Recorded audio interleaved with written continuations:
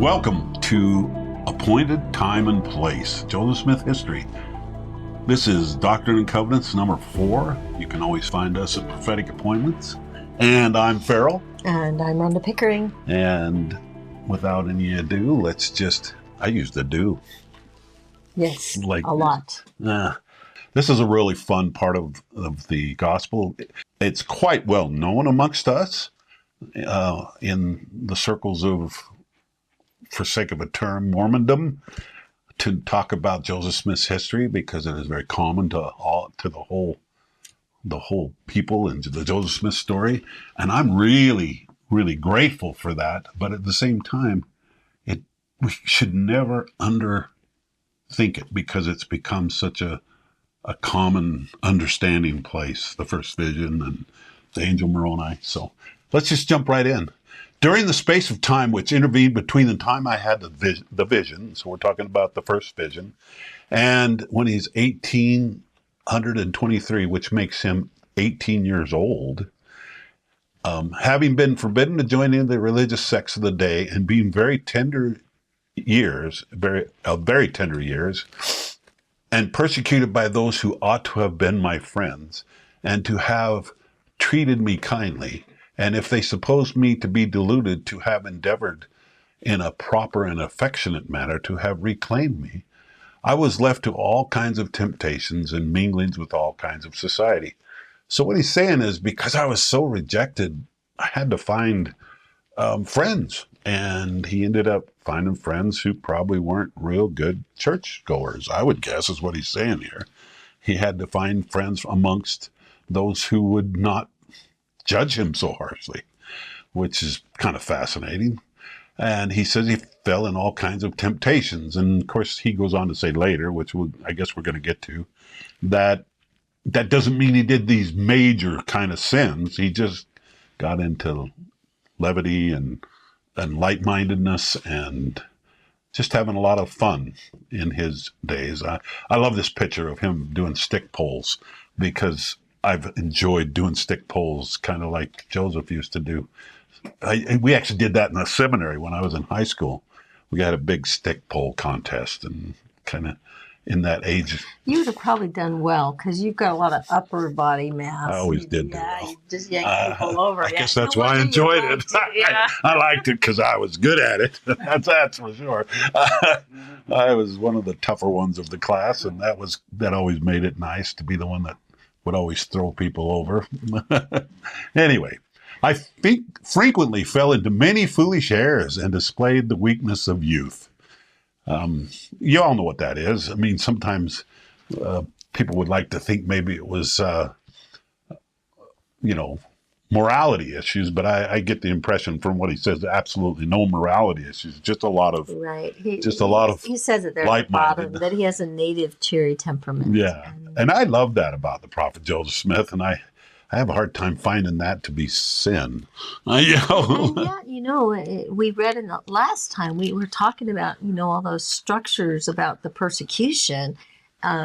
It said that telling the story of the first vision was the cause of much sadness in his life. I mean, he got so hit back with it, Yeah, I get it. When you stick your neck out on the line for things, you can bring a lot of persecution on you, or a lot of heat, if you want to call it that.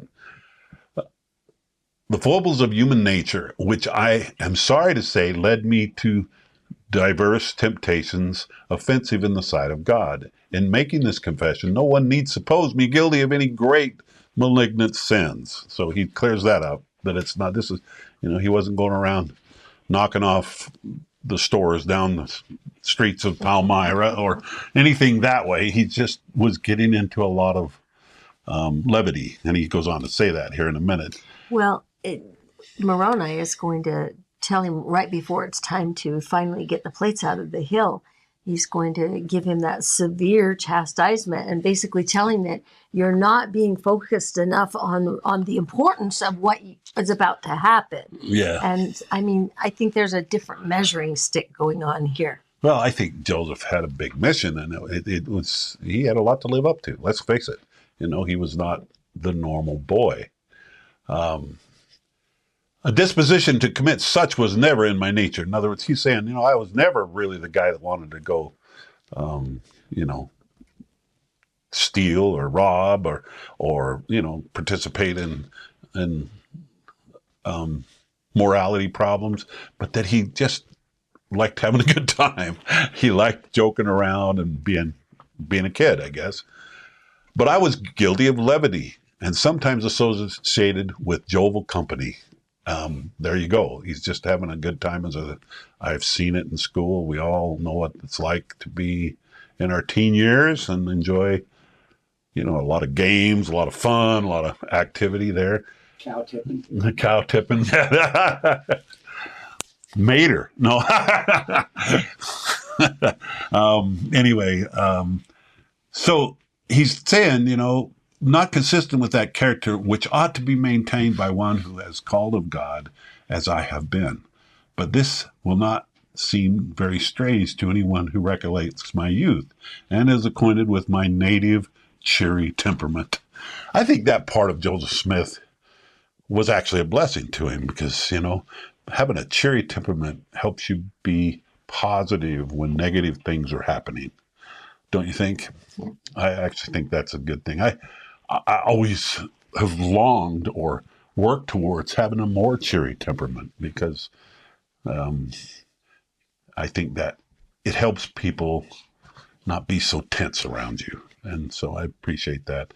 If there's anything in The Chosen I absolutely love is how relatable they have made Christ in the series of The Chosen. They have made him so relatable, and he even jokes around with the apostles. And I don't know how true it is, but I like it, and I just really think it's given that same temperament here we're talking about that the prophet Joseph obviously had, which I'm very grateful for, actually, that optimistic, upbeat nature. So I think that's good. In consequence of these things, I often felt condemned for my weaknesses and imperfections. Boy, do I relate to that. I have felt those feelings, growing up and all the different times in my life. And on the evening, the above mentioned 21st of September, after I had retired to my bed for the night, I betook myself to prayer and supplication to Almighty God for the forgiveness of all my sins and follies, and also for a manifestation to me, that I might know of my state and standing before him, for I had full confidence in obtaining a divine manifestation as I previously had one. What a beautiful thing. He had full confidence that he could go forward. And he wasn't disappointed. Well, I think that, they have a little saying that people that have had visionary experiences, people that have seen the other side and stuff, it's almost like when they come back to this world, they keep a toe in the door. There is no more doubt of the reality of The that afterlife, world. yes. And so it's, it's normal to have further experiences once you've already had one. Which totally And I'm makes sure sense. that plays into this. And plus the faith. plus the fact that Moroni told him that he would be staying in touch, Well, he hasn't seen Moroni yet. Right. At this point. This is true. This is his first We're encounter with on Moroni. the first encounter with Moroni. Okay, so we're about to have this first experience where he encounters Moroni for the first time.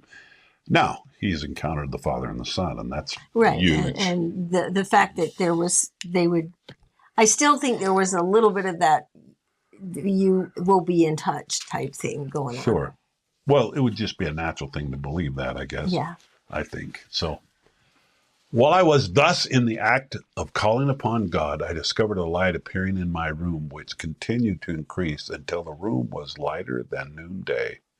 When immediately a personage appeared at my bedside, standing in the air, for his feet did not touch the floor.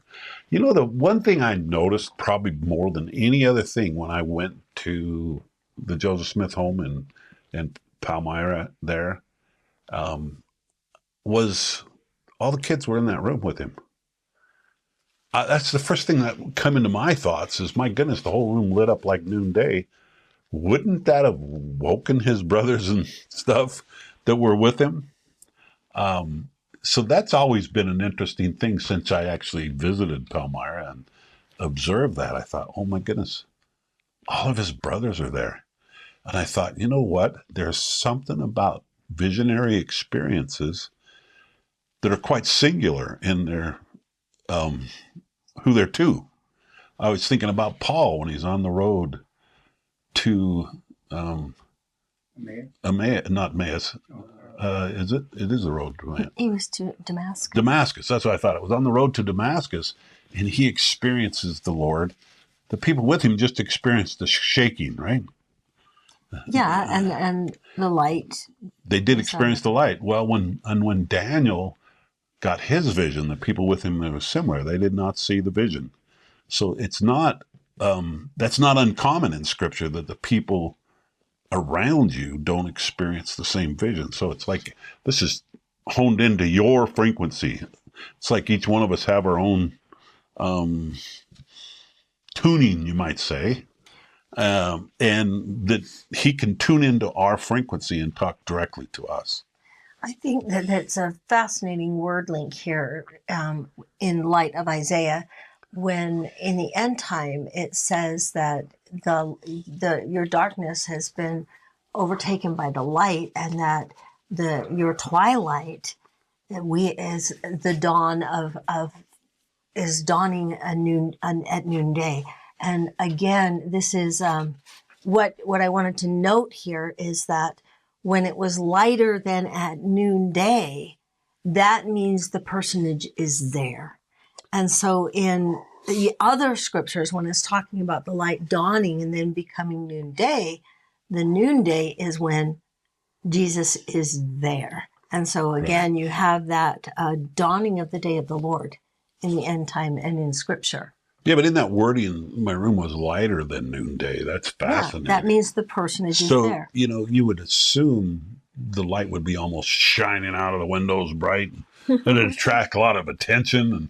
But I'm realizing that there's like the visions like this seem to be frequency oriented, a frequency of light that is tuned in to the individual receiving it. Well, and there's a little clue too at the end where it says, and his feet did not touch the floor. So perhaps Joseph was looking into a higher dimension. Exactly. What I'm saying is, excuse me, what I'm saying is his eyes were open to a higher dimension, not them coming into our dimension, just a thought. Exactly. When a higher dimensional being actually puts his foot down on the earth, there's big cataclysmic results from that. Absolutely seems so. So that's really, really fascinating. This representation of him being there in the bed, I think, is probably not completely accurate because of the fact he actually was sharing that room with all his brothers. They have some beautiful yeah, they do. I know. I get that. But it's still fun to realize that this was an incredible, I'm going to say it's an incredible experience for you and I, because really without the visitation of Moroni, coming to the prophet Joseph and revealing the location of the Book of Mormon and the whole restoration, you and I would be stuck in the Christian sects of the day thinking. We would not have received such a beautiful interpretation of the gospel that I believe that the truth of the restoration gives us. We have such a more incredible depth to our understanding than the average Joe, if you want to call it that way.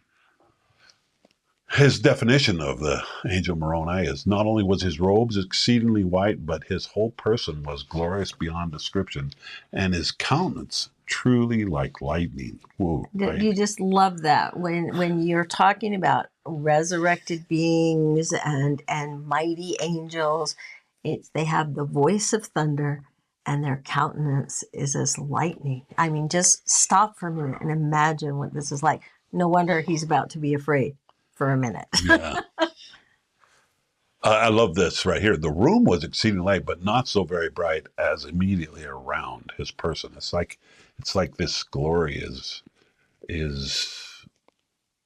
inhibited by this dimension. I don't know, and it's not as bright going out, but looking right where he stood, which was probably at a higher level. Well, it's also a mark of a celestial level, because in the scriptures we're told that the terrestrial is like the glory of the moon, and the moon is reflecting the light of the sun, but the celestial emits its own light source. It is putting forth light. I think this is a very common thing. When I first looked upon him, I was afraid, but the fear soon left me. So I think it would be natural to be a little afraid when you're exposed to that much of a powerful being. I think it would be natural to feel less than. He called me by name. I love that. He called him by name and said unto me that he was a messenger sent from the presence of God to me, and that his name was Moroni. That God had worked for me, a work for me to do, and that my name should be had for good and evil amongst all nations, kindreds and tongues, or that it should be both good and evil spoken of among all people. What a mission. What a mission Joseph received as an 18-year-old boy. That's when he first received this calling, if you want to call it that way. He kind of, at the first vision, got exposed to, that there was more. But he didn't really know where to go with that for 3 whole years. From the first vision to time he's 18, he's just kind of in limbo, to and fro, if you might say. Yeah, and we just read that he was forbidden to join the churches, right? Which in and of itself would have made him a little outcast. Exactly, yeah. He's the guy who don't join the church or don't, that's pretty incredible. And we all think, this 10-year period between, well, in this instance, 7-year period, which is fascinating that it's a 7-year period between the first vision and when he actually takes the plates out of the hill Cumorah. That's huge. And it's right in his impressionable years. He's trying to figure things out. We're seven and a half.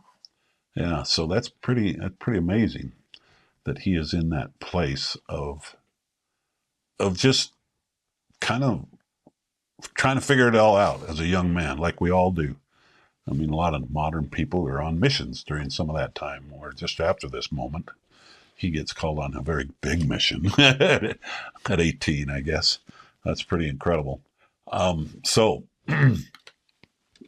he said there was a book deposited, written upon gold plates, giving account of the former inhabitants of this continent, and the source from whence they sprang. He also said that the fullness of the everlasting gospel was contained in it, as delivered by the Savior to the ancient inhabitants. Wow. We've heard this story so many times that I can imagine that most of us, it gets to be yesterday's news a little bit. And yet, when you stop and think about it, it's one of the greatest stories ever told. We are in a situation where one of the greatest, another testament of Christ, as we call it, is brought to us to give us more insight, give us more clarification.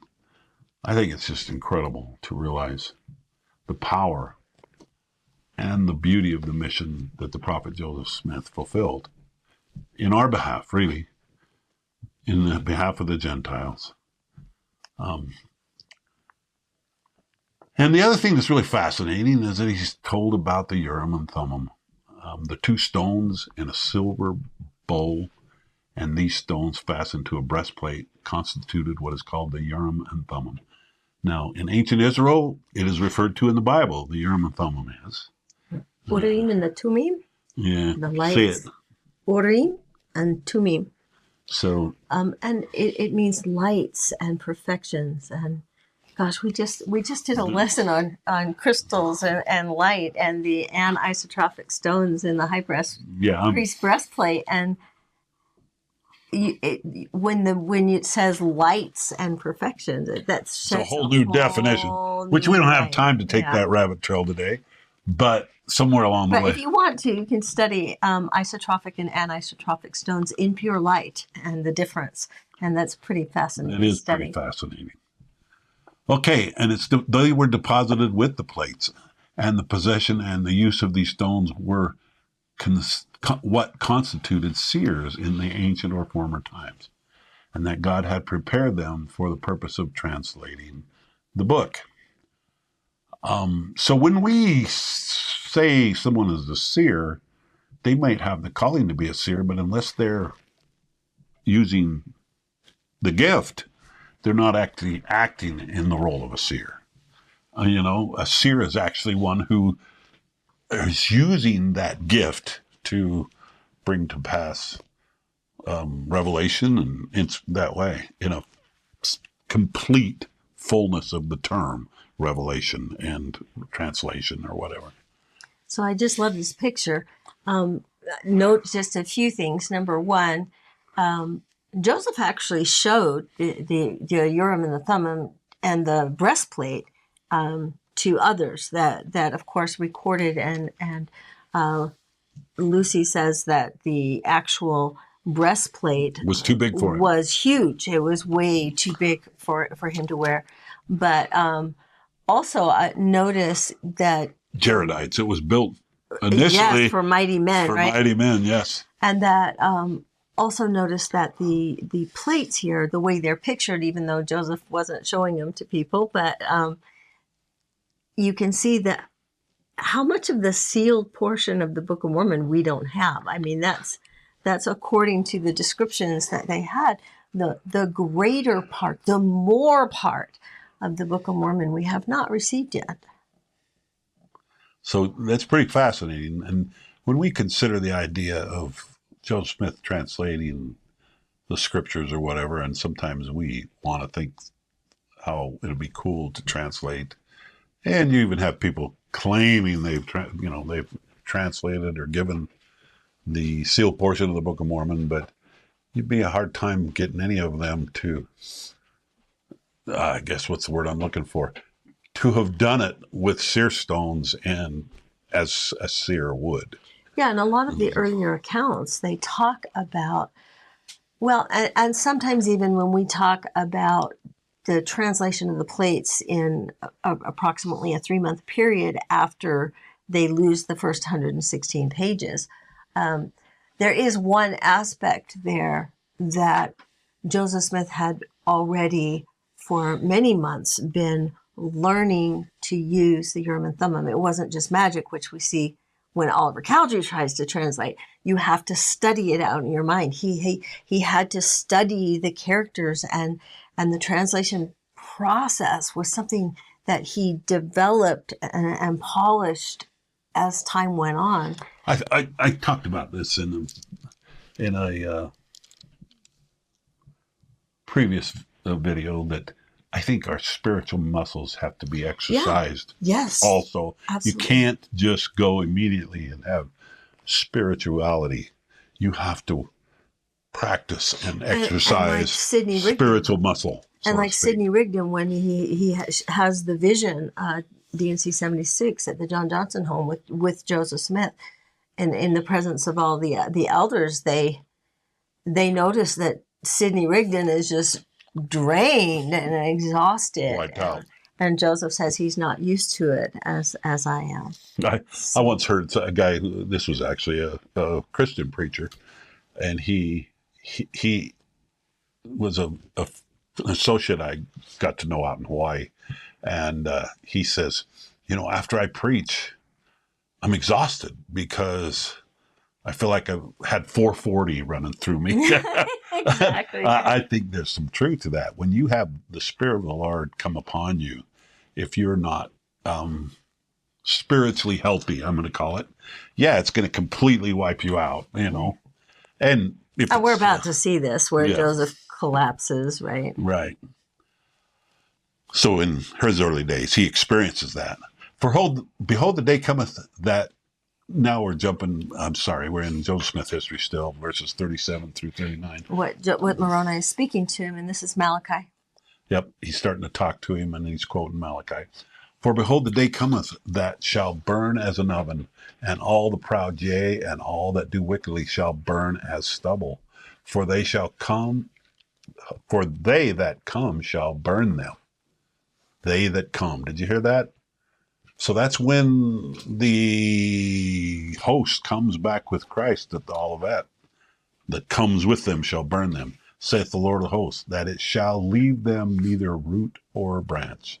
And again he quoted the 5th verse thus, Behold, I reveal unto you the priesthood by the hand of Elijah the prophet, before the coming of the great and dreadful day of the Lord.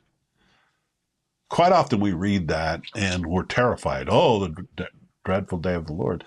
But we got to keep it in context. It is both contexts. We are going to see absolutely 2 outcomes. I think D&C 88 quotes a different total outcome after the half hour of silence than does the book of Revelation. The people in D&C 88 have a great day of the Lord. The people in Revelation get a dreadful day of the Lord.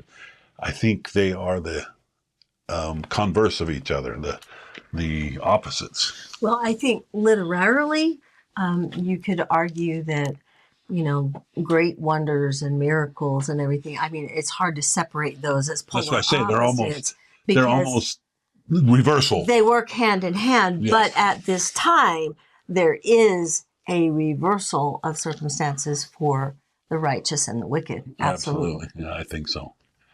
And he quoted the next verse differently. And he shall plant in the hearts of the children the promises made to the fathers, and the hearts of the children shall be turned to their fathers. Now, we equate that with temple work, and I think it absolutely is. But what? Well, and of course, in some ways, this is a little bit of a prelude to Elijah coming at the Kirtland Temple. Absolutely. To restore the sealing keys. And what is the point of the sealing keys? I mean, if it were not so, the whole earth would be utterly wasted at his coming. Yeah, that we get that, and that's a statement. But what does that mean to you? I mean, what does that phrase, all of it, mean? I mean, are you asking a general hypothetical question? I somewhat was seeing if you had any input, but if you're not, yes, I absolutely do. I number one, of course, we're going to learn as the vision and the ordinances of the temple are revealed step by step. You are going to see that D&C 128, the restoration of baptism for the dead and ordinance work for the saving of your dead, is what Joseph Smith says the most glorious revelation. The ultimate thing that will cause that the whole earth will not be utterly wasted at his coming, because there will be salvation for the dead. There will be a way to tie everyone back to the Savior. But I think that sometimes we're so used to reading all of the temple ordinances and stuff in here that we read over some other really big ones in here. Okay, like for instance, when it says that he shall plant in the hearts of the children the promises that were made to the fathers. So let's talk. What are the promises? What do you think the promises were made to the fathers? Oh my gosh, well, just think of the Abrahamic covenant. Just think of the Davidic covenant.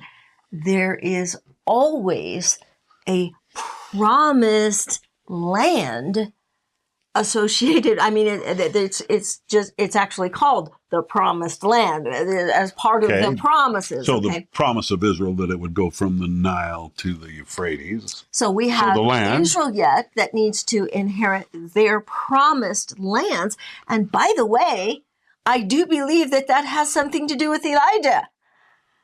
So Well, they definitely leave a seat for him at Passover. yeah, so we still, what we're looking at here is we're looking at a beginning phase of the restoration of the turning of the hearts of the children and to the promises that were made by the Father.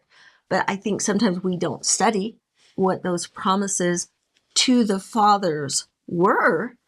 Like, for instance, in the Book of Mormon, when the Lord tells Lehi that this is a promised land for his descendants. So I think that's beautiful. The Gentiles get numbered with them on this land, and like I say, I think we could do a whole lesson on exactly what the promises were that were made to the fathers, and how Joseph Smith was laying the foundation. You're equating the fathers with Abraham, Isaac, and Jacob to a degree, the patriarchs. Absolutely, yes. Absolutely, I agree with that. Well, because they're listing Elijah as one of the patriarchs there. But, here in Malachi, where it's saying these very verses in Malachi 4, 5, and 6, maybe it's because Moroni, it doesn't say that Moroni quoted it in the Joseph Smith history, but we know from all the other scriptures that he quoted that it's highly likely that he did, because the verse right before these two verses says, and remember the law of Moses with its statutes. And this is Malachi chapter 4, verses 5 and 6. Verse 4, it says that in this end time prophecy that we're talking about, that Moses is involved in it too, in these promises that were made to What the was fathers. Moses famous for? He's famous for the appointed times. Well, he's mostly in Leviticus, in the law of Moses, in Leviticus 23. But also, I think that the reason Malachi focuses in on Moses and Elijah, number one, I want to make it very clear that the Lord never said, remember the law of Moses and keep all of its rituals and performances. Yeah, never did. It said, remember the statutes and commandments, those things that are the foundation of the kingdom of God, that which our Constitution and liberty was built on. Okay, yes, I love that. So those are, there's a very specific part of the law of Moses that we're supposed to be paying attention to in the last days.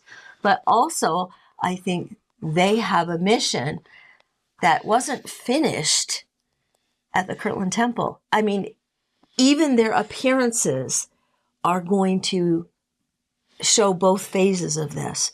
In the Kirtland Temple, it was the restoration of the sealing keys and temple ordinances and the gathering of Israel. But in the end time, when there's promised lands in Jerusalem to be inherited, Moses and Elijah are going to be involved in that as well. I love that. Now I'm going to give you a little my take. Okay, and that is when it says he shall plant in the hearts of the children promises made to their fathers, and the hearts of the children shall turn to their fathers. I think personally, it's the whole concept is God's whole purpose is to make the family of Adam complete. Yes. Okay. That was the temple ordinance phase. Yeah, to seal it all together so that we are all one big family when it's all done. Those who still want to be. Agency is always a part of this equation. And we often think of that sealing only in the sealing like we see in Revelation 7, where we're sealed in the forehead. And Joseph Smith says in the teachings of the prophet Joseph Smith, that's getting your calling and election made sure. But we forget that there's another sealing. There's a sealing when Satan is sealed into a kingdom and the lid's put on. is put on that. What I'm saying is you want to be sealed up by the Lord. You don't want to be sealed down. You don't want a lid with on the time out, Yeah. And so, the promises made to the fathers are not just the blessings. So, also the cursings. so it seems to me when Moroni came in these visions, which were 4, he came 4 times with the same message. That's significant. Well, and it says that each time he said the same Added thing upon. and more. I mean, what a great teacher he is. Yeah, added upon. I love the fact that this is going to be fun for Rhonda. I love the fact course. that he gets in and quotes the 11th You chapter of think Isaiah. he would miss Isaiah? Right. Well, I don't think you would think he would miss Isaiah. No, I'm good. Saying that it was about to be fulfilled. So the 11th chapter of Isaiah, what is that all about? And there shall come forth a rod out of the stem of Jesse, and a branch shall grow up or grow out of his roots. This is Rhonda's one of my favorite quotes. Yes. Is get into Isaiah and talk about the house of Israel, and it connects with Zenos's allegory and the way all these things interweave. And so did you put the picture that I drew for the kids? Yeah, we're on going to that get verse? there. Okay. And the Spirit of the Lord shall rest upon him, and the spirit of wisdom and understanding. So a branch shall grow up out of his roots. And the Spirit of the Lord shall rest upon him, and the spirit of wisdom and understanding, and the spirit of counsel and might, and the spirit of knowledge, and of the fear of the Lord, and shall make him of quick understanding in the fear of the Lord. And he shall not judge after the sight of his eyes, neither reprove after the hearing of his ears. I think that is so important. That, I almost should have underlined that phrase. In the day we're headed into, I would argue with AI and everything that's coming down the pipe that is absolutely critical information. Well, so wait a minute. Are you telling me that this is a latter-day prophecy for our day? It has to be connecting there. So he's saying, and shall make him quick of understanding and fear of the Lord, and shall not judge after the sight of his eyes. I mean, we live in a day and age where you almost can't believe what you see, because AI is going to be so good within the next few years, you're not going to be able to tell what's a real newscast and an AI newscast that's completely set in there. I mean, you already have slant put on newscasts, but what if you could actually see presidents or people saying things they didn't say or really do? So what if you could condemn them by video on things that they didn't really do because it was so perfect that it looked like them, sounded like them? It can be really easy, if we're not careful here, to read over this person. This is a person that coming in the latter days to prepare the way of the Lord. Now, we could say, well, this is Joseph Smith. Moroni says that this is 11th chapter is about to be fulfilled, but hold the phone. The 11th chapter of Isaiah speaks about the lion laying down with the kid, and it moves into the millennial context. It's one of the biggest millennial chapters. I will say it's the wrapping into the millennial context. Exactly. And so what we see here is that it was about to be fulfilled because it was being commenced. It was being started. Yeah. Again, like it's the same with the Book of Mormon. We have the first part, but we don't have the second part. So I just want to pay attention. It's Isaiah. I'm sorry. You got to pay attention to the 7 qualities of this person. That's this forerunner to the second coming of Christ. It says, and the millennial day, it says that the Spirit of the Lord will rest upon him, the spirit of wisdom and understanding, the spirit of counsel and might, the spirit of knowledge and the fear of the Lord. And he will make him of quick understanding in the fear of the Lord, and he will not judge with the sight of his eyes. He's full, it's sevenfold. And he will full righteousness judge the poor. He will with equity for the meek. He shall smite the earth with the rod of his mouth, with the word he speaks, and with the breath of his lips shall he slay the wicked. Wow, that's... So again, he comes to give the final warning against Babylon, so that Babylon will fall, and because Babylon is going to fall, and he's going to warn, just like Lehi warns when Jerusalem is going to fall. So this is going to be fun, because Rhonda, obviously, is our Isaiah girl, and we're going to go into and get to look at her artwork. Well, she graphically has drawn this up. And it's just beautiful. This is a plug also. Isaiah Illustrated goes into all of this dynamics of Isaiah 11, but of all of Isaiah, for that matter. And it's really good. But by the way, we're almost out of the first printing, and we're not exactly sure how soon the next one's going to get here. But I think it's going to make it in time before we run out. But actually, I say first printing. That's not even true.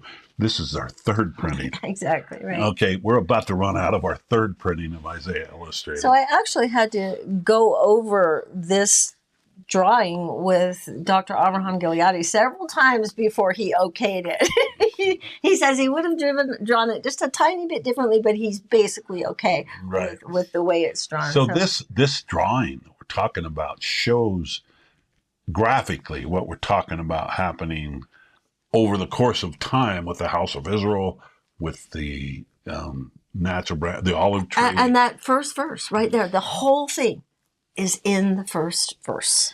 Yeah.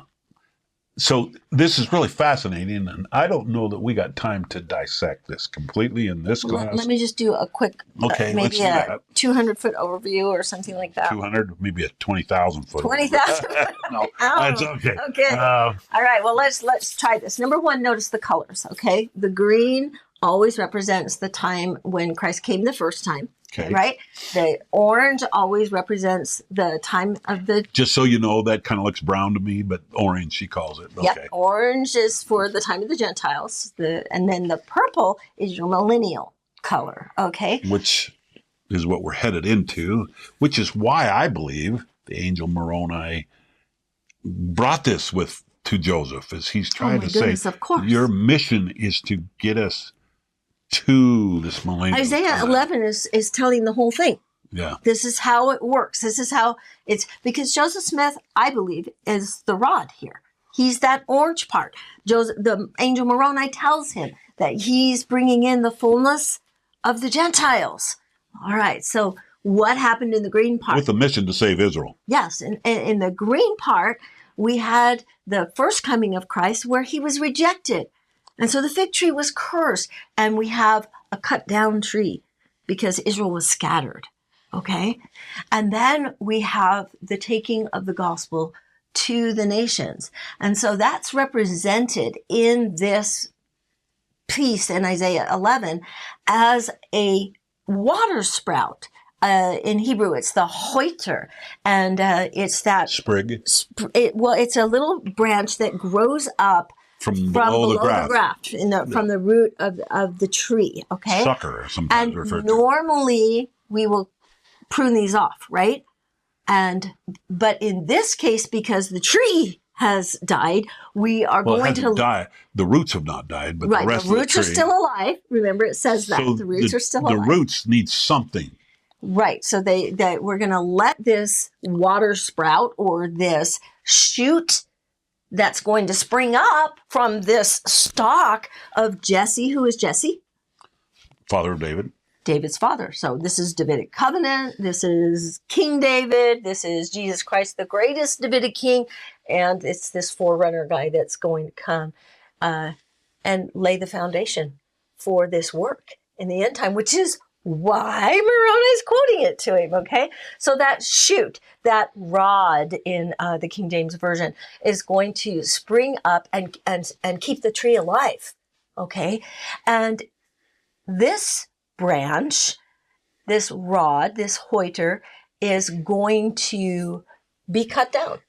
In Isaiah chapter 10, which was the verse right before Isaiah chapter 11, it calls this king of Assyria, this end-time bad guy, the axe that's chopping down the trees, okay? So this is what Moroni is going to call a cutoff point. We've talked about it before, this point when there is a physical destruction, an invasion of Babylon. Which we would refer to as this crossover event that happens at Adam more than likely. Exactly, and we call it in the last days the fall of Babylon. Okay, and at this time, there it is a very physical, a very real cutoff point for a nation who has spurned their God. Okay, and I'm quoting Isaiah again. So that's what happens at the end of the time of the Gentiles. But of course, the faithful, that part of the rod that is not being cut down, that is going to receive the branches that are grafted in. So that is your returning Israelites, and they are, and the Gentiles are becoming numbered with them, and they're becoming one branch, which will become our millennial tree, where we've got all of the branches: Judah, Joseph, the sticks in Ezekiel. They're coming together and becoming one in God's hand. Okay, so this is the imagery that is being shown here. A shoot will spring up from the stalk of Jesse, and in the end time, a branch from its graft. So there's its graft. The branch will bear fruit in the millennial kingdom. Okay? All right. The graph is the greater house of Israel. Yes. Yes. Now, you also need to realize that in Isaiah 11, verse 10, remember, he quotes the whole chapter all the way to the lions laying down with the lambs and everything.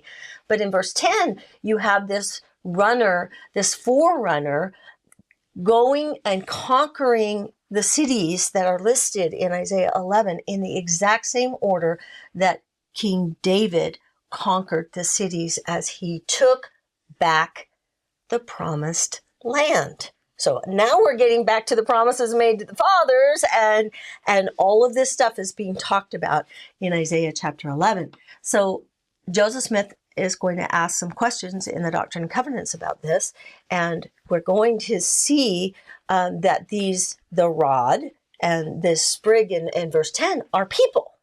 Okay, so here it says in verse 4 of D&C 113, what is the shoot or that rod, that hoiter water sprout that we talked about that came up in the time of the Gentiles? Okay, he says, behold, thus saith the Lord, it is a servant in the hands of Christ. Now he's partly a descendant of Jesse, as well as of Ephraim and the house of Joseph. So notice here, this particular dude is of the house of Joseph with the emphasis on Ephraim, which is going to be, and because he's a rod, a hoiter, that means he's a wild branch. He's a Gentile.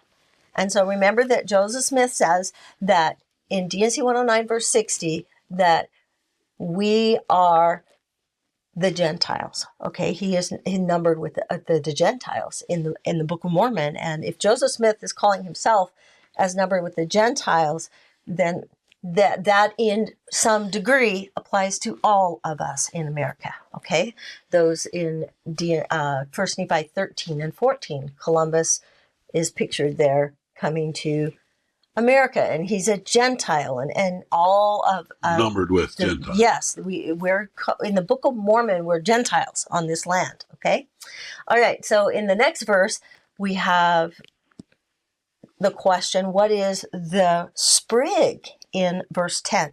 Now, in verse 1, we see that it's a branch. The branch is going to grow from the graft, but in verse 10.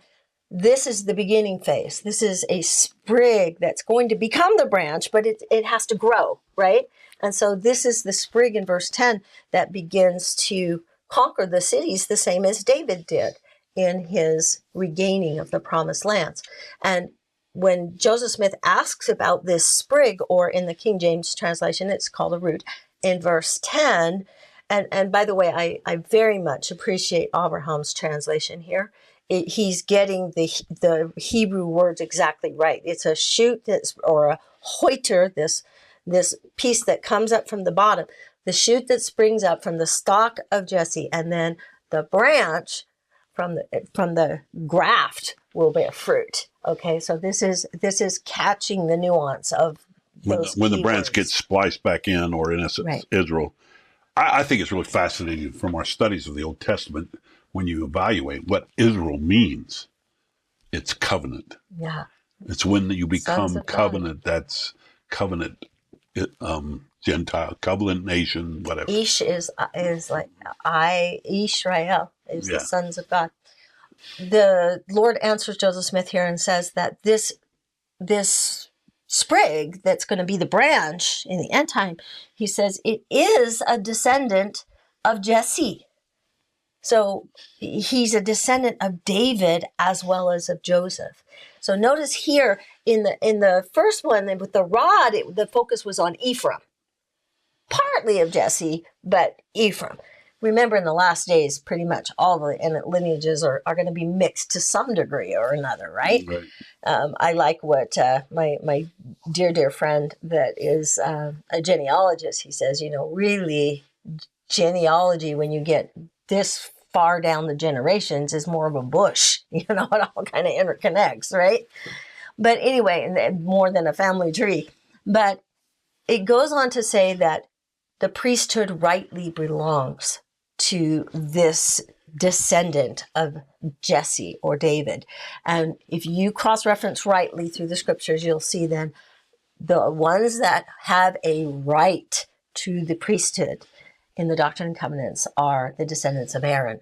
So he has Aaronic right to the priesthood by descent and the keys of the kingdom. So he is going to be what Isaiah calls the ensign that comes and is going to cause the great gathering of the people in the end time. And of course, Joseph Smith is the rod is very similar. He's doing phase 1. This one in verse 6 is kind of phase 2.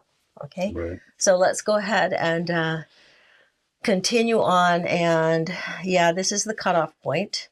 Isaiah 10 verses 5 and 15. It says that this king of Assyria, he's the axe, and that and the saw, and he's chopping down or the polluted Gentiles, in essence, the apostate Gentiles who haven't come under covenant. Yes, and in Isaiah's time, it was the king of Assyria coming from the north, and Daniel's time, it's Babylon coming in, and in this end time fall of Babylon, we often call him like the Antichrist or double cross. Yes, or possibly the little horn will be involved in the treading down of the saints. Yeah, and then so but go ahead and show what happens at that point.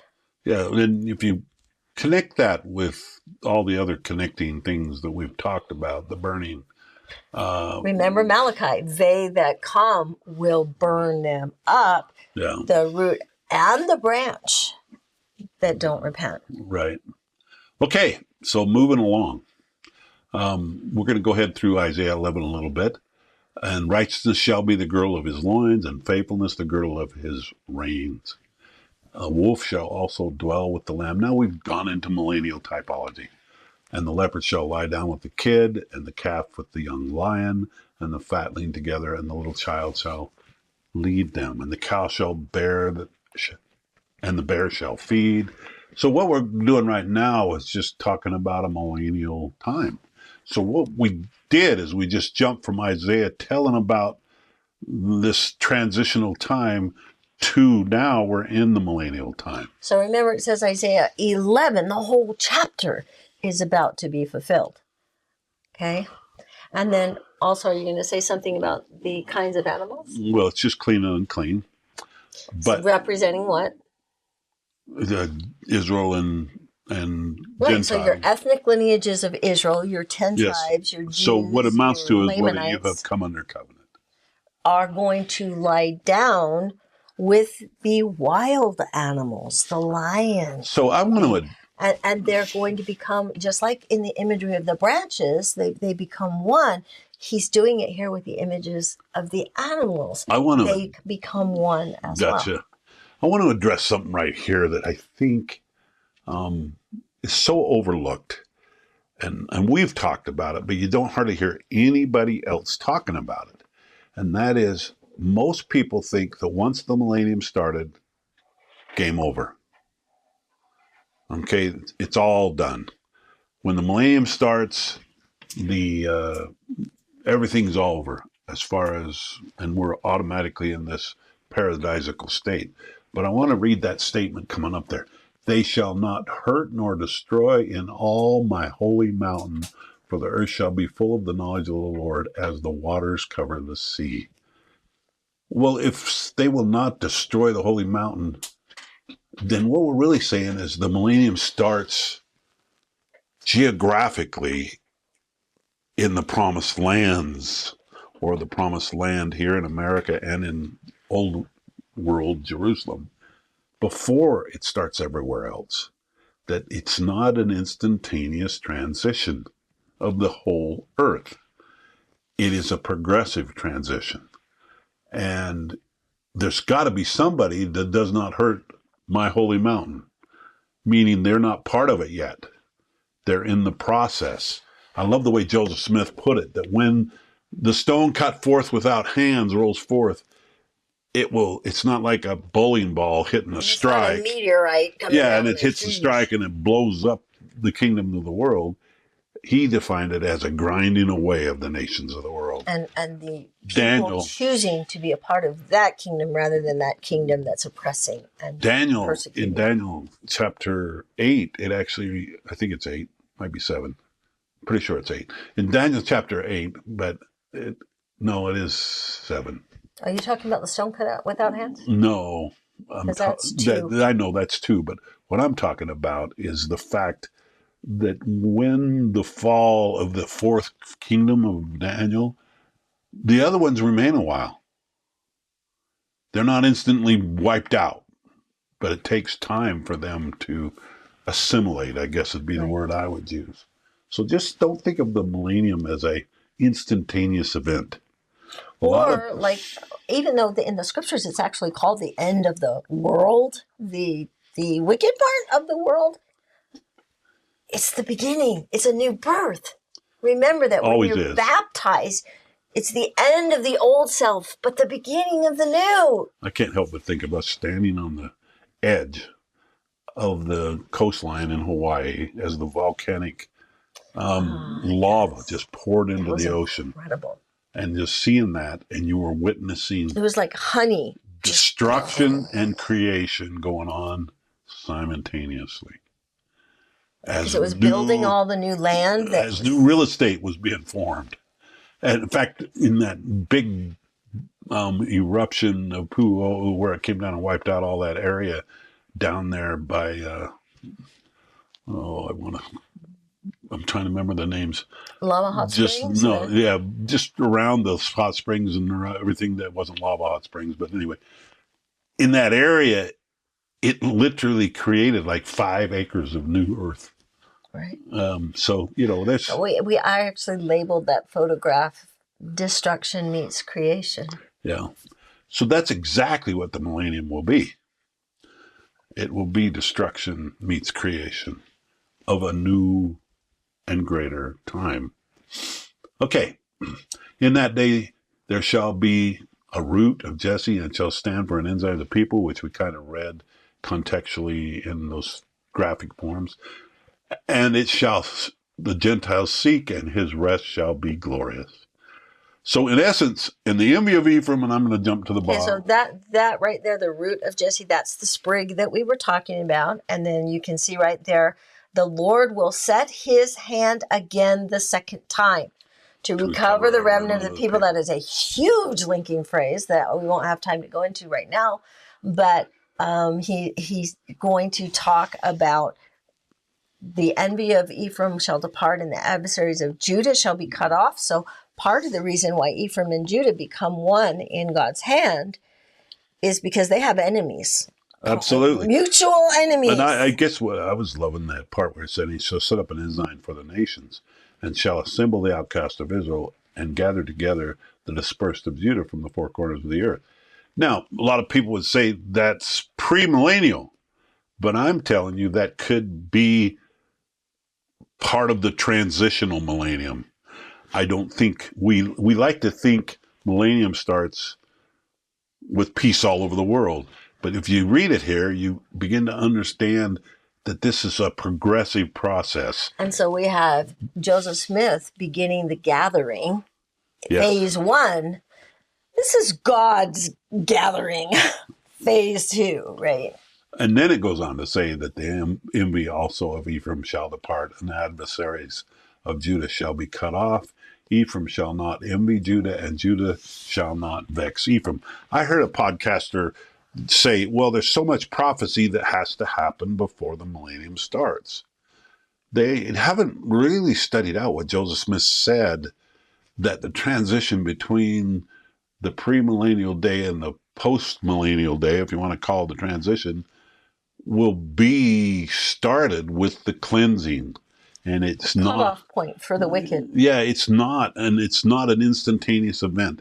We all want to think it's just a snap of the fingers event, but he actually says it's ongoing. And when you read the sixth seal and the seventh seal in the book of Revelation, you realize there's a lot of overlapping prophetic pictures between the two. Or, in the words we started with when we were talking about the noonday, it dawns. Yep. And there's a twilight, and there's a noonday. Everybody wants to say, well, the millennium starts with peace and prosperity. I can't even smoke. Prosperity. There you go. Thank you. And that all of a sudden, as soon as the millennium starts, everything's great. Well, that's not really backed up by what the prophet Joseph taught. That is kind of an inherited perspective. It is really starts. I actually believe now that it starts at the crossover event at Adam on Ammon. And that is one point that I can show that in the deliveries and the labors in Isaiah, that's when the child is born. But I actually believe that Joseph Smith was laying the foundation for the millennial kingdom. Oh, absolutely. It's dawning already. But darkness definitely comes first. Yep. So I think this is all more progressional than most of us have thought, because I heard podcasters say, oh, we got lots. There's too many prophecies that have to be fulfilled before the millennium can start, before Christ can come. I don't think that's the full context of the way Joseph taught it. I think he taught that this is a progressive scenario. They shall fly upon the shoulders of the Palestine toward the west. Yeah, the Philistines. I'm sorry, I said Palestine. I've been over there lately. To the west, and they shall spoil them of the east together, and shall lay their hand upon Edom and Moab, and the children of Ammon shall obey them. This is the order in which David conquered the promised land. This whole discussion from the river to the sea is not going to go exactly the way they think. And that's a whole nother lesson. Yeah, that's a whole nother lesson. Psalm 83. And the Lord shall utterly destroy the tongue of the Egyptian sea, and with his mighty wind shall he shake his land over the river, and he shall smite it in the seven streams, and make men go over dry shod. And there shall be a highway from the remnant of his people, which shall be left from Assyria, like as it was to Israel in the day when he came out of the land of Egypt. So we're about to see just a lot of stuff happening, but stop thinking instantaneous. And here this is a progressive series of events. And here we're seeing a deliverance of Zion in the last days that parallels when the God of heaven and earth came and rescued his people Israel, as in the days of Egypt, when they were in bondage by Pharaoh. And this imagery is throughout the scriptures. And there's a lot of replacement theology that even some of the great people believe that ancient Israel is not where this is going to take place. They try to equate everything to this land. To the new Jerusalem and the new... Which is a promised land as well. Absolutely. And I believe there's types and shadows overlapping back and forth, but never discount the text. Promises made to the fathers in Jerusalem. Yeah, never discount the text. It's absolutely applies. I love what a good friend of mine says. If you want to know where we are in prophecy, keep an eye on Jerusalem. And I think that's absolutely true. And that's the old Jerusalem. Well, I like what one of my friends said. He said, if you trust that your God is going to save Zion and deliver Zion and be a keeper of the promises, then you also better understand be saving Jerusalem as well, because if he can break his promises to them, what makes you think he would keep his promises to you? He absolutely is a promise keeper. So he's going to keep his promises to the literal translation of the words. Okay.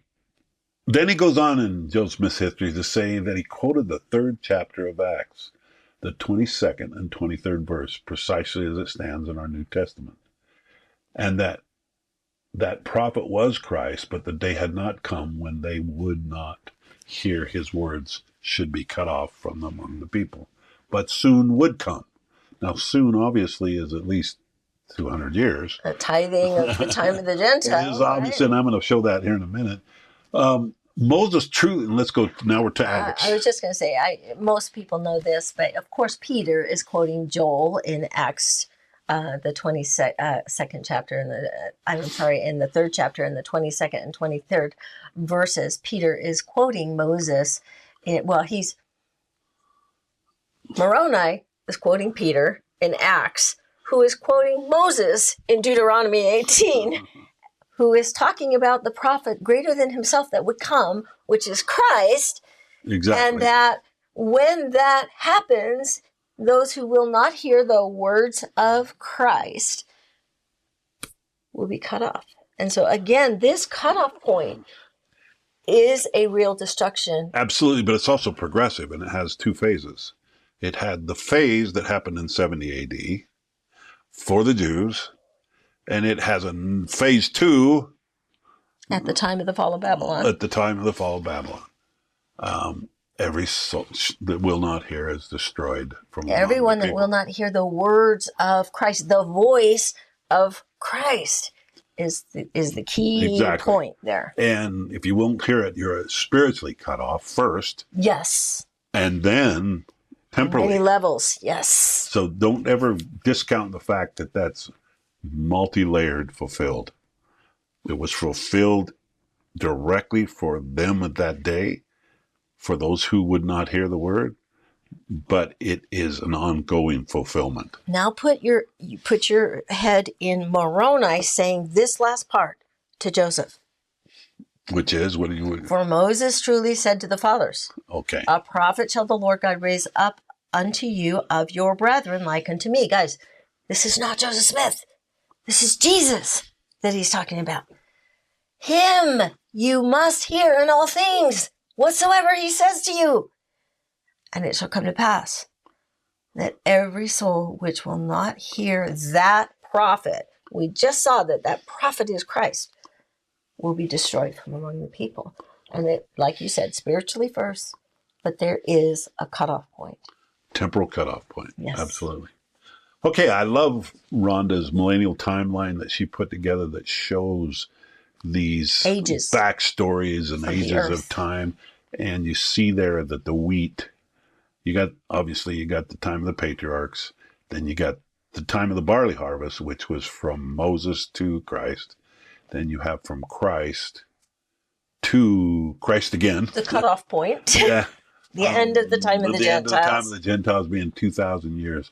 And then you could zero right into the last 200 years being the tithe of the time of the Gentiles. The fullness of the Gentiles. Yes. He also quoted the 2nd chapter of Joel from the 28th verse to the last, and also said that this was not yet fulfilled, but would soon be. And he farther stated that the fullness of the Gentiles was soon to come in. He quoted many other passages of Scripture and offered many explanations which cannot be mentioned. We kind of talked about a lot of those in the Restoration, our very first video. Yeah. For Doctrine. So this is incredible that he distinguished, like this millennial timeline, these times that we're talking about, and how they break right on cue with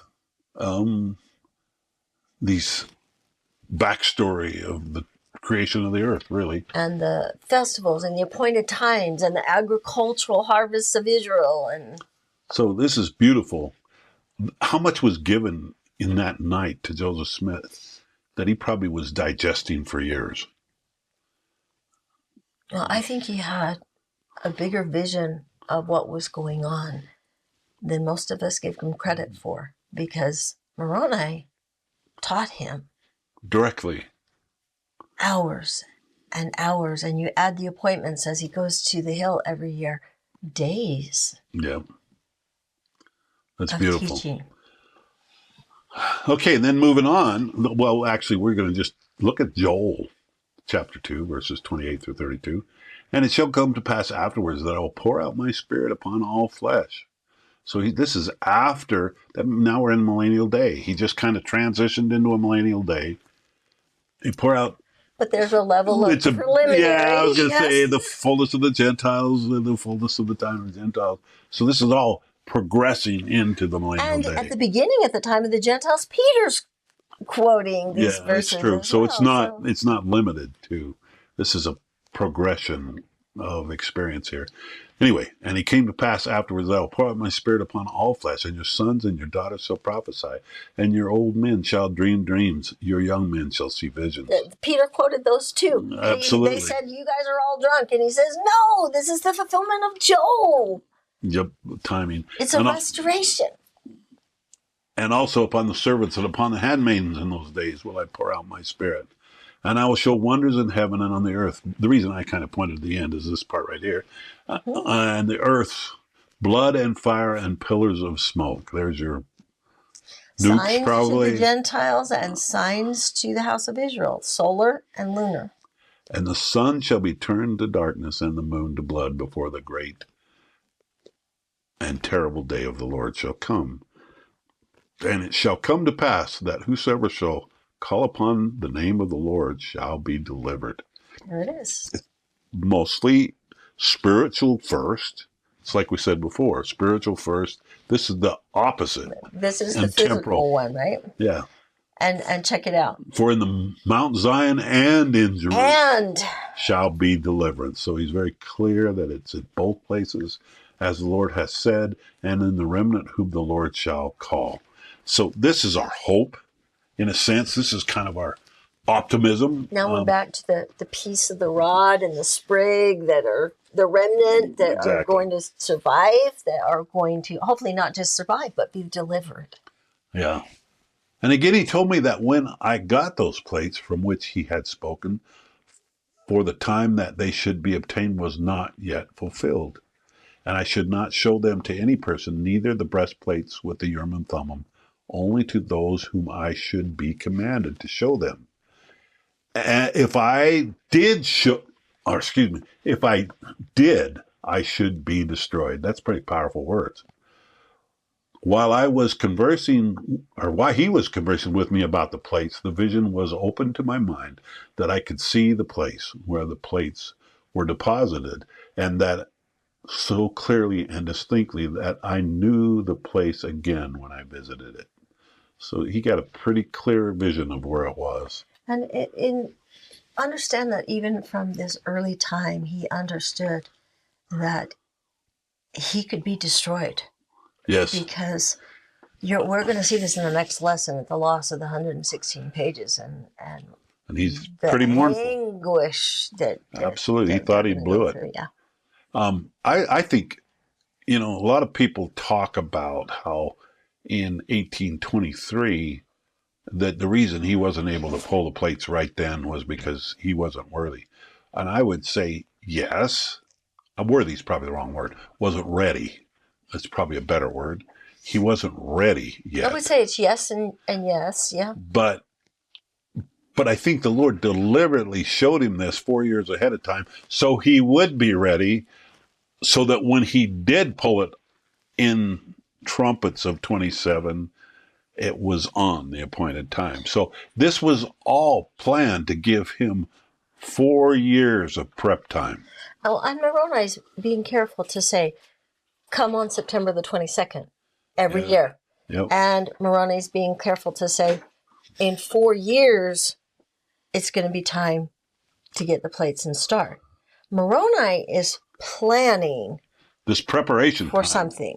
Yeah, he's prepping for this time. And after this communication, I saw the light of the room begin to gather immediately around the person of him who had been speaking to me.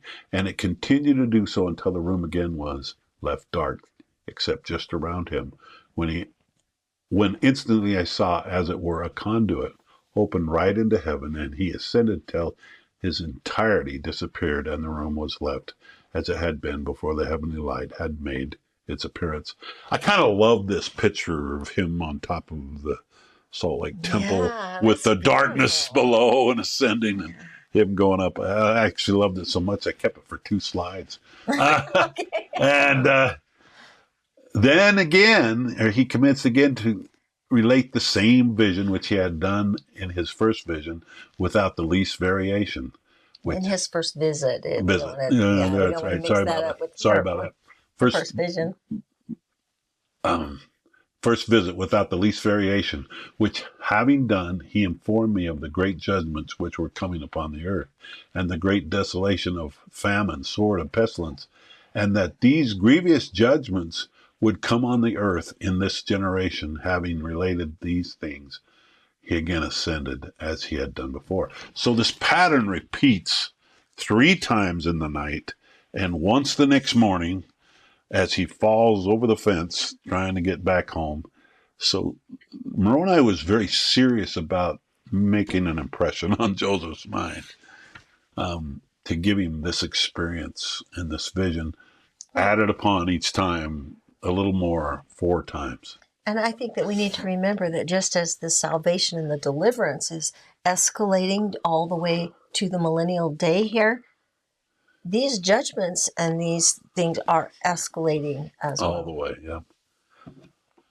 By this time, so deep were the impressions made upon my mind, I bet, if an angel had come to me 4 times in a night and I was wiped out, yeah, I guess that's a big impression, that sleep had fled from my eyes, and I lay overwhelmed in astonishment what I had both seen and heard. But what was my surprise when again I beheld the same messenger at my bedside. So this is the 3rd time before morning, and I heard him rehearse and repeat all over again to me the same things as before, and added a caution to me, telling me that Satan would try to tempt me in consequence of the indignant circumstances, indigent, okay, circumstances of my father's So family. I just want to, Poor. yeah, fact- I want to stop right here and realize that, you know, when Moroni visits him right here in September, it will be in November. So 2 months, just a few weeks from right now, that his brother Alvin will die. passes away. And Alvin is like 22 years old, and he is the oldest main person helping to build the house. They have a heavy payment to make on the Smith farm every year, and they are standing in danger of losing the farm. And so it's natural for him to be concerned. Alvin. Yeah, and so of course Alvin isn't gone yet. As a matter of fact, it's really cool to know that from this time of their visit with the angel Moroni, in those next 2 months, Lucy Mack Smith is going to say that they're going to have like family home evenings a lot, and they're going to be like, everybody get your work done early so that we can sit down, and Joseph can tell stories that Moroni has shown him about the peoples of the Book of Mormon, about Moroni's people. He learned so much more than we have recorded in our canonized scriptures. Well, that's like the difference of watching somebody's a record of something compared to going there yourself. And it's like watching a video on a tour of Israel and then going on a tour. Right, or Joseph Smith saying you could learn more at 5 minutes looking into being in the Spirit of God than you can by reading all the books on the earth. And so it's just beautiful to me that Alvin on his deathbed is going to be saying, please be faithful. Joseph, get the plates. Yeah. I mean, and the pulling together of their family. So the natural desire to want to help the family is going to be on Joseph's mind, which isn't even a selfish desire directly. Right. And yet the angel says he has forbid me, saying that I must have no other object in view in getting the plates but to glorify God, and must not be influenced by any other motive that than that of the building of his kingdom. Otherwise, I could not get them. That's pretty tall order when you're so Especially when one poverty and strict. right, and one of the first things the angel Moroni told him is that the record is written on what? Gold plates. Gold plates. He says, Yep, you very cannot, you can't be thinking tempted by that. gold, Okay. you know. So, shortly after I rose from my bed, as usual, went to the necessary labors of the day, but in attempting to work as the other times, I found my strength so exhausted, as worn out by the spiritual experience, this 440 vision, so to speak, as to render my entirety unable. My father, who was laboring along with me, discovered something to be wrong with me and told me to go home. I started with the intention of getting to the house, but in attempting to cross the fence out of the field where we were, my strength entirely failed me and I fell helplessly on the ground, and for a time was quite unconscious of anything. The first thing that I can recollect was the voice speaking unto me, calling me by name again. I can just imagine, Joseph. I looked up and beheld the same messenger standing over my head, surrounded by light, as before. He then again related unto me all that he had related to me the previous night, and commanded me to go to my father and tell him the vision I love and commandment which I had received. So he asked him to go and check in with his father and tell him the vision. The thing I love about this is not only did he send him to his father, but his father completely responded in a incredible manner. Well, his father himself, Joseph Smith Sr., was a visionary man, and that's from the visions that he had. That was part of the reason that Joseph Smith Sr. had not joined any of the religions that's true. yet. I read that history also. I obeyed and returned to my father in the field and rehearsed the whole matter to him. He replied to me that it was of God and told me to go and do as commanded by the messenger. I left the field and went to the place where the messenger had told me the plates were deposited. And owing to the distinctness of the vision which I had concerning it, I knew the place the instant I arrived there. So that's beautiful. He's able to just go right to it. I made an attempt to take them out, but was forbidden by the messenger, and again informed me that the time of bringing them forth had not yet arrived. That's where we're going to go next. Prophetic appointed times and places. I read it. Neither would it until 4 years from that time, but told me that I should come to that place precisely in 1 year, September 22nd, from that, because we're on a solar calendar, from that time, and that he would meet with me and I should continue to come precisely at that time each year. And each time I did, I found the same messenger there. Accordingly, as I had commanded, I went in of each year and found the same messenger like she just said. And respecting what the Lord was going to do and how and in what manner the kingdom was to be conducted in the last days. So this is great. A lot of instruction from Moroni. Yep, a ton of instruction. Can you imagine if you had a tithing settlement every year with Angel Moroni, so to speak? Have you been focused? Oh, whatever. How are you doing? It's just kind of, are you on track? This is your, are you preparing for this great mission you're about to I have? love that he hints to Joseph that there are things that that are part of his preparations. Like he says that there'll be a person that you're supposed to bring when you come get the plates, and I'm not going to tell you who it is, but you'll know who it is. Yeah, well, obviously, it's his wife. It's Emma, right? Yeah, that's beautiful. Okay, at length the time arrived for obtaining the plates and the Urim and Thummim and the breastplates on the 22nd day of September 1827, having gone as usual at the end of another year to the place where they were deposited. I love that word. At the end of another year. Well, what year are we talking? That's a Hebrew. That's a Hebrew year. And Moroni, just a little Hebrew. The same heavenly messenger delivered them to me with this charge, that I should be responsible for them, and if I should let them go carelessly or through any neglect of mine, I should be cut off. Here it is again. But that if I would use Destroyed. all of my endeavors to preserve them until he, the messenger, should call for them, they should be protected. So that's pretty big. So the big day.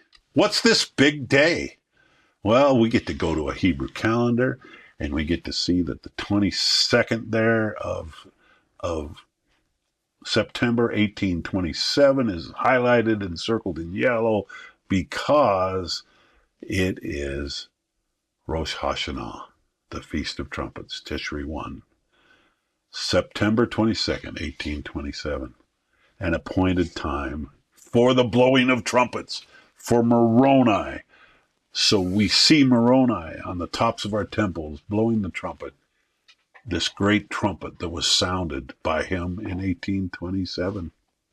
So on the Day of Trumpets in Israel, they blow these ram's horns called the shofars, and there are 4 distinct blasts that they play on those horns. The first one is the teruah, and it's a moaning sound that is a call for repentance. It's a low-high signal.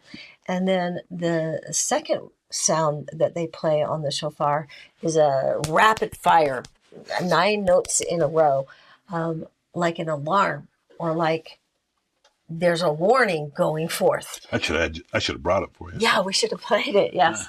And then the third sound that they make is the last sound that they make is the tekiah gadol, which is a long, long, long, long, long, long, long, long, long. As long as you can hold sound. it. And then, but you have to save enough breath to hit a punch at the end, and it is a sound that signifies that the king is coming. So it's a call to gather Israel. It's a call to repent. It's a sound of an alarm. And it is the preparation for the king is coming. And that is what is being sounded on the Day of Trumpets. And it is that day that the Book of Mormon comes forth. From the angel Moroni. The calling to gather, the calling to repent, the sound of alarm, and the announcement that the king is coming. Anyway, so let's just look at all the days that he went there. The Feast of Trumpets in 1823 was not the 22nd. It was September 6th. The Feast of Trumpets in 1824 was the 23rd. Because their lunar calendar interfaces with our solar calendar and kind of walks around a little bit. The Feast of Trumpets in 1825 is the 13th of September. The Feast of Trumpets in 1826 is October 2nd, which matches Feast of Trumpets. So it's like Moroni knows when the solar calendar and the lunar calendar are going to link up on September 22nd, 1827. Big day, appointed time, appointed place. And Rhonda went through all the things that the Lord did to the Smith family to get them to Palmyra in the appointed place, where the hill Cumorah was, at the appointed time, so that Joseph could be there for his divine appointment. And it was not random. And with that, thank you so much. This is just an incredible thing to know that Joseph Smith was called for an appointed work at an appointed time, at an appointed place, for an appointed mission. Thank you.